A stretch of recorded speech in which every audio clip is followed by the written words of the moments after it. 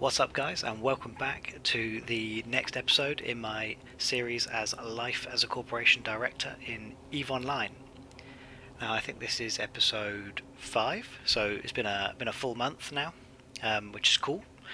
But this week is probably going to be a slightly shorter video, I would have thought. I haven't got too much to cover this week because I have been offline for the last few days.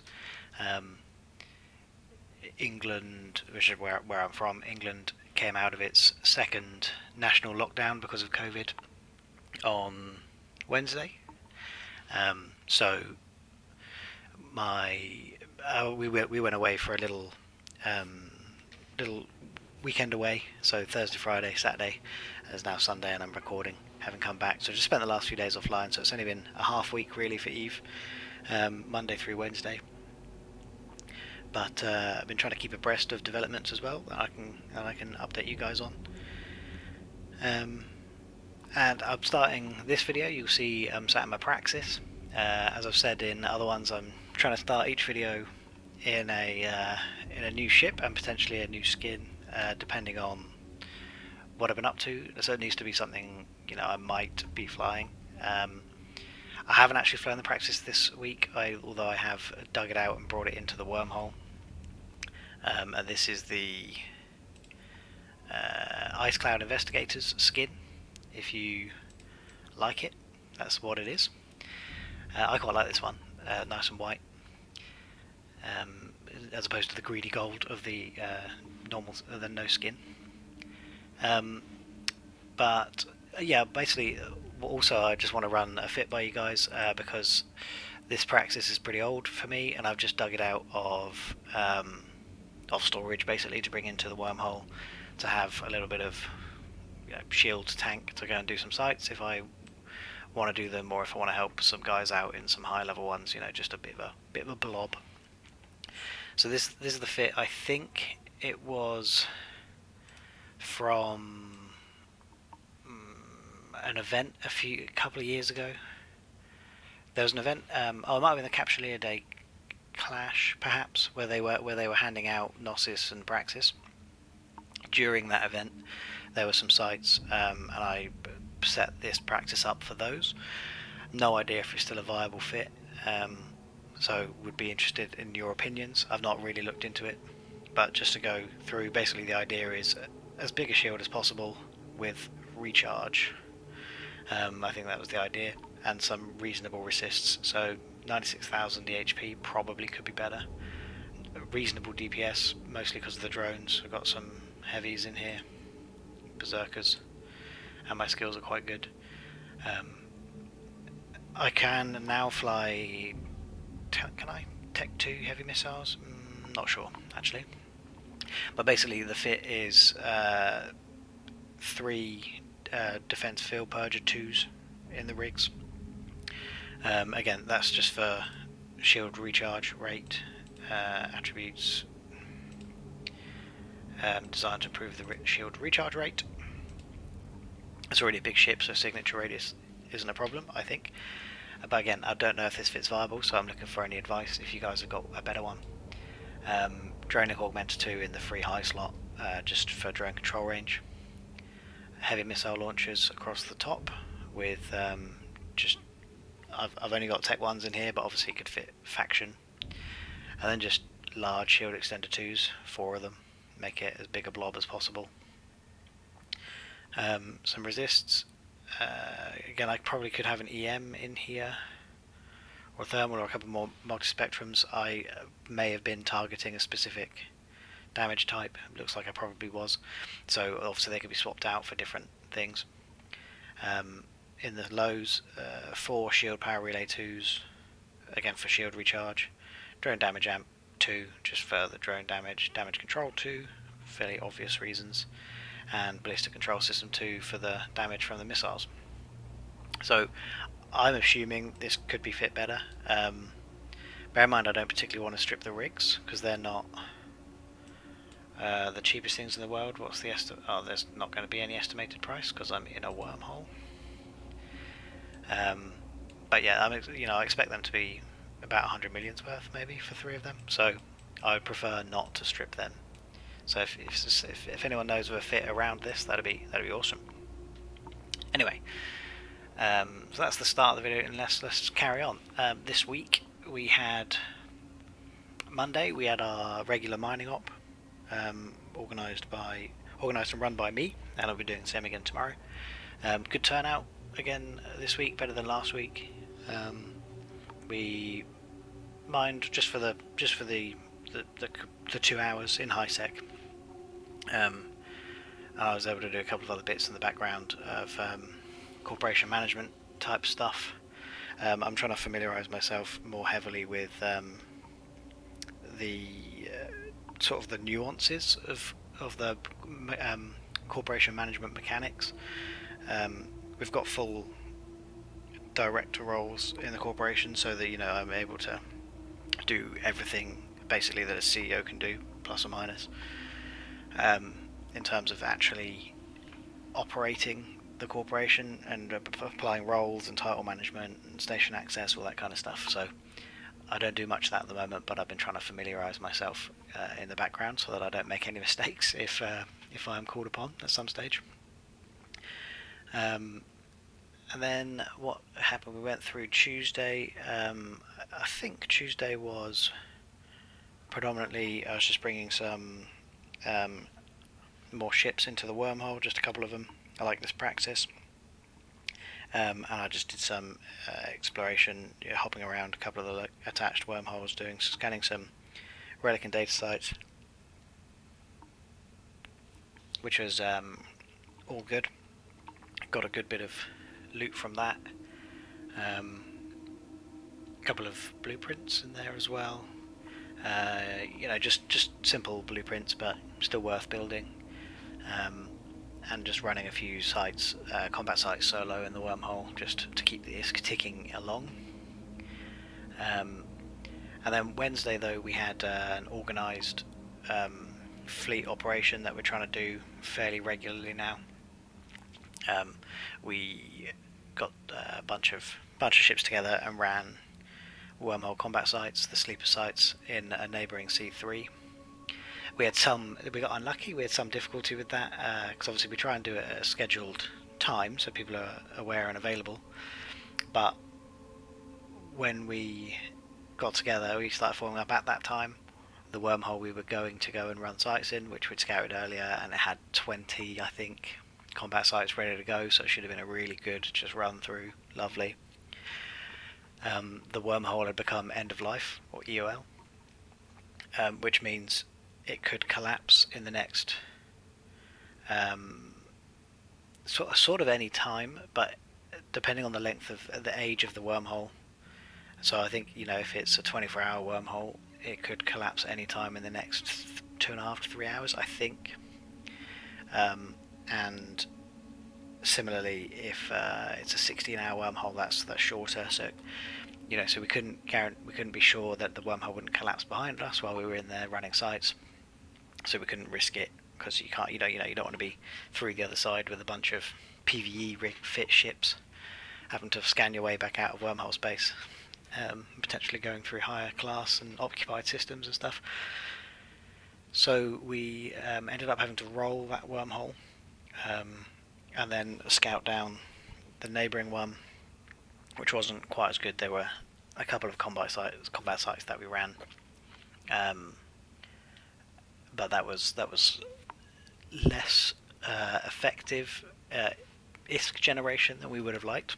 But overall, was just generally good experience, and good just to do that sort of stuff on fleet, roll a hole, have someone exploring, watching other wormholes and things like that. So that was all good fun, and we did still pull in a reasonable amount of blue loot. So it was definitely still worth turning up and doing, and we want to do that more often. And with that in mind, we've been trying to, as a board, and I think with the engagement of some of the other members, we've been trying to set up doctrine fits for certain things. So we've been looking. I'm not going to go into detail of what our doctrine fits are here, because again, as I mentioned in other videos, if a hunter or you know, an enemy corporation or a hostile corporation learns our scheduled plans and stuff from these videos, and then they also learn the exact ship types we're going to be in, that's not great. They can obviously turn up and just counter that immediately without any thought. But you know, we've been experimenting with a couple of fits, working behind the scenes on some doctrine PvP fits and some doctrine PvE fits. And this week I'm going to be looking at just some basic mining ships as well as a doctrine, because the idea being that if we can offer and operate a ship replacement service where any doctrine fit ship that is lost on a fleet corp sanctioned activity, so you know, if we're running it as a fleet, or anything that we say is being done specifically on behalf of the corporation, those doctrine fit ships will be replaced by the corporation. I think, you know, if we were, say we were running PvE, we've got our doctrine fit set up, but someone wanted to come in a different ship to be, you know, maybe more effective, and it was still the right sort of model, that's fine. It'll fit into the fleet nicely, but the corporation won't. That would be at the member's own risk, right? The corporation won't operate the ship replacement scheme for that. So that's why we've been trying to find doctrine fits. Obviously, there are PvP ships and fits that will be better than the doctrine we've come up with, and if our members want to use those, because they're more comfortable, they're more than welcome to do so, but it's at their own risk.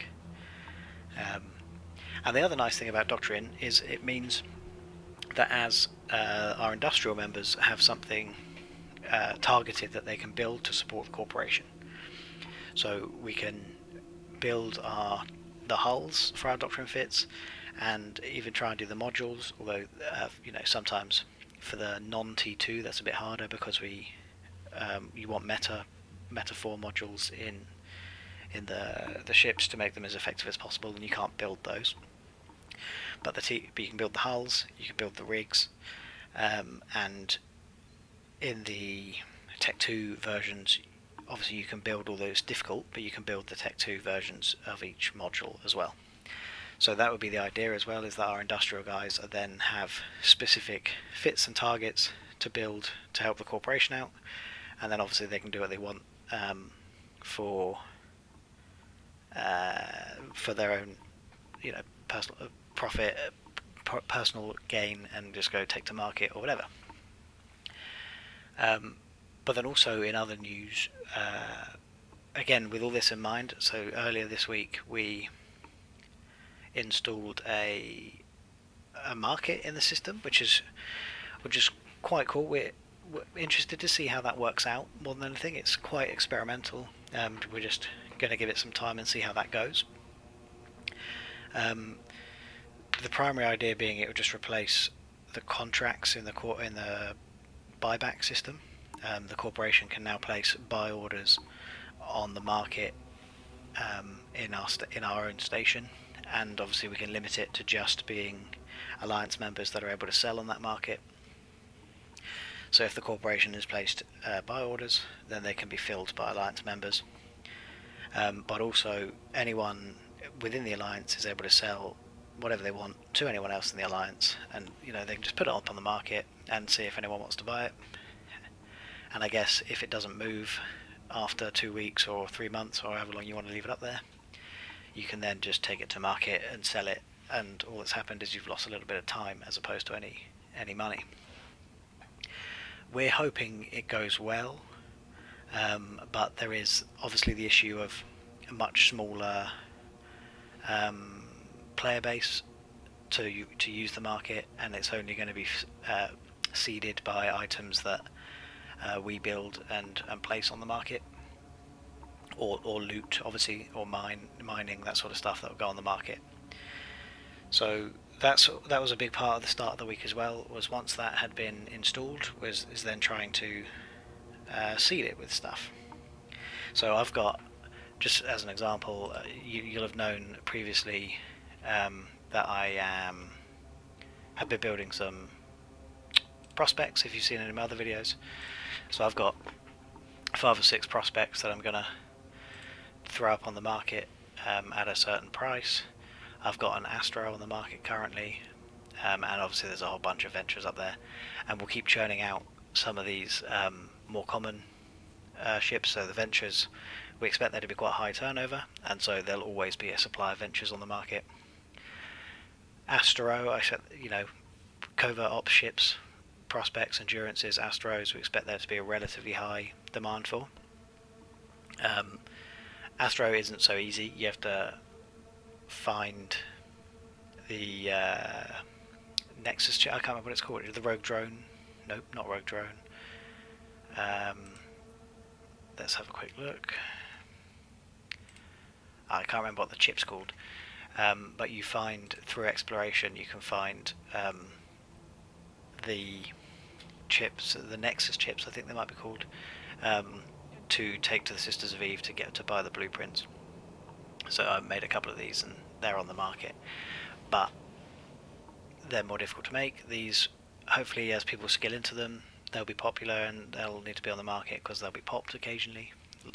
Perils of wormhole life, and so on. Right. So we've now got a fair bit on there. What happens if I open this up? I've got the settings. There we go. You can see I've got the settings so that it's only available. I can only see what's available, and you can see there's actually a reasonable amount on here already. Cat booster charges on there, scanning probes, quite a lot of those. If we go to details, of course, scanner probes, 56 on the market. There'll be lots of drones. We'll keep the Hobgoblins and Hobgoblins 2s ticking over. There you go, look. Someone seeded it with 1,150 Hobgoblins. I've got some Hobgoblin 2s and so someone else on here. So hopefully we can start getting some momentum, some impetus, and things start to sell. There's pretty basic stuff at the moment. Damage controls on there. That's me as well. And so on, right? So all the harvesting equipment. We've got gas cloud harvesters up, ice harvesters. So we'll just keep putting stuff up, and hopefully soon it will start to get some traction and people will start buying them. And same with the ships, right? We'll put some basic things up. We've got a mower on there at the moment, probably because the blueprints are given away every now and again through the login system, login rewards. There's some prospect up there. That's not mine, that one. That's someone else's. That's very cheap. And so on, right? So lots of ventures should be up there. Yeah. So that is the plan with the market. We'll see how it goes. The corporation will be placing buy orders. At the moment, you can see there probably aren't many buy orders. If I want to go to... There you go. So at the moment, there's no raw materials up here. The corporation will be listing buy orders for ore, probably compressed ore, but ore, and also will then be selling minerals, so that our industrialists or whoever wants to do a little bit of building to then seed the market with other stuff, and hopefully it becomes a self-fulfilling thing. But we'll see. It all depends on uptake. If it doesn't go very well, and is costing far too much to have the market active than is being utilised, then we'll rethink and maybe take it down. What else this week? We've also got our moon drill operating. That's cycling and is going to pop next week, which is cool. We're quite excited about that. It's nothing too exciting, it's not a particularly special moon or anything, but it's just an R4, but it's our own moon, which is nice, and it's in my opinion, it's a particularly good R4 moon in that it has pretty even spread of all 4 types of R4 moon ore, which gives us access to all 4 types of the basic reaction materials, the moon goo, which are like silicates, evaporate deposits, hydrocarbons, and atmospheric gases. So those four, they're the blue ones. We'll have access to them every week, and we'll be encouraging our members to mine as much of that as possible. Just to give you an indication, because I didn't know until we looked into this. I was always of the impression that our full moons weren't particularly worthwhile. But if you're going to have an Athanor anyway, which we've got one anchored because of we want to do ore compression, we can do ore compression elsewhere. We want to do refining at a high rate, so we've got an Athanor anyway.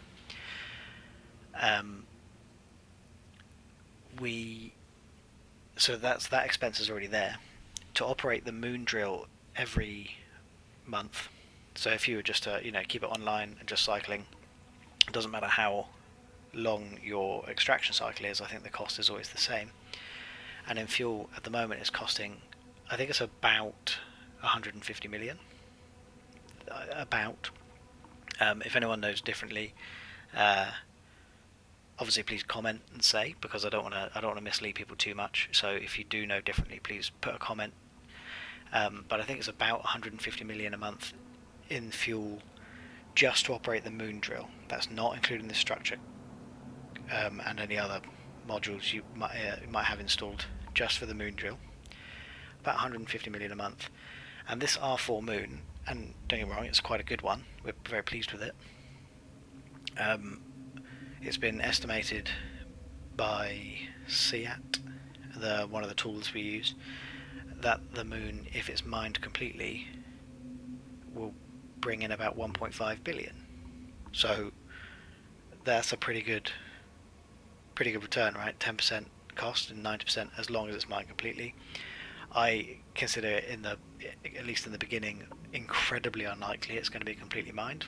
The rocks only stay so long, so I think it's I actually don't know the time, but it's either 48 or 72 hours that the rocks stay in space. We don't necessarily have enough miners to clear that out, so I'm not expecting the 1.5 billion of ore mined. But even if you get half, our members put in half of that, that's 750 million for 150 expense. Obviously that's not money going to the corporation. That's money going into our miners' pockets, which is cool. There is a slight fee to try and cover the cost of running the drill, but it's only small. But yeah, so that's exciting. That started earlier this week. We had that installed and started the cycle, so that'll be ready to go next week. What else? I feel like there was more, but as I said, I've because of the few days off, I'm online this afternoon, just trying to play a little bit of catch up. It looks like recruitment's gone well. There's been a few new members over the course of the week again. Actually, that's a good point. What if we just quickly go to get member count? 120 now. So it's slowed down, but it's still going fine. It's worth reiterating that's not our full strength, obviously, as in most corporations there's an inactive contingent, but the amount we're growing each week, if you've seen my previous videos, is what is good to look at, and a good representation, because from episode 1 to episode 5, the change in member count, at least that number is active members, like at the very least, right? Because they've all joined in the last month, and there were a bunch of us beforehand as well. So numbers are looking good at the moment. We're pretty pleased. Activity's going well, which is why we've been able to justify doing things like the marketplace and the moon drill and things like that. And we'll just see how we get on. I believe fuel production is going quite well. We've left our industrial director managing the process for that, but I'll have a catch up with him in the next few days to find out exactly how we're getting on there, and I'll give you an update next week, I suppose. but yeah, since I've come back from holiday, I've just been online maybe half an hour, just responding to a few mails before recording because I needed to make sure I got a video out to you guys this evening. Don't want to disappoint. I know even if the content itself is not great, one or two of you have just apparently have just enjoyed listening to my voice on the end of a Sunday evening. Ready to apparently it's a nice way to finish the week, which is obviously nice to hear. And I don't mind if you're not here for my content. If you're just here to listen to my voice, then it's lovely to have you here. But so I guess that's predominantly where we are. Yeah, I think that's where we are at the moment. I haven't got too much to add now. I am still waiting to hear. Like I'm expecting the application to be unsuccessful, if I'm completely honest, because I know they've been CCP were completely inundated with applications for the partner program. So I submitted one a bit speculatively because depending on what metrics they're measuring, and I know they've said, they're measuring the metric being that each video in the last release in the last 3 months about EVE Online has to average 1,000 views. I think my metrics are something like I think the videos have been released in the last 3 months haven't necessarily across the board averaged 1,000 views. But if you include videos that are released, I've got a couple of videos that are released a while ago on orca mining. They do quite well still. So they weren't released in the last 3 months, but in the last 3 months they'll have pulled the average number of views per video up to above 1,000 because they're still doing well. So yeah, it just depends on how they look at the metrics, which is why I applied a bit speculatively. So I'm not expecting a positive result, but especially as because CCP have been inundated.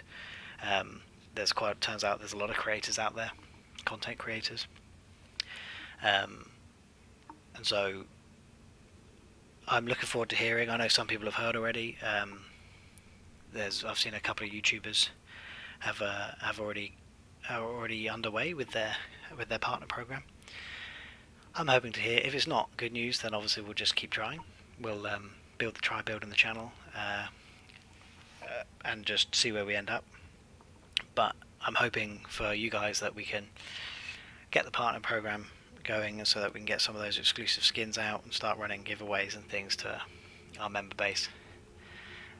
Where our viewers will start trying to do some more exciting giveaways with loot drops and stuff in the game, that sort of stuff, which we might look at in future anyway, even if we don't make the partner program. I could start doing some loot drops, puzzles and stuff if that's what people want to see. Who knows? Let me know if you do. But yeah, I think I'll stop there. Thanks very much for watching, guys. I hope you enjoyed the video. If you did, please leave a like. If you're enjoying the series, please consider subscribing to the channel. That will all help me get towards that partner program. It all helps. I thoroughly appreciate you guys watching and reaching out to me. So cheers to you all, and I'll see you all next week. Cheers.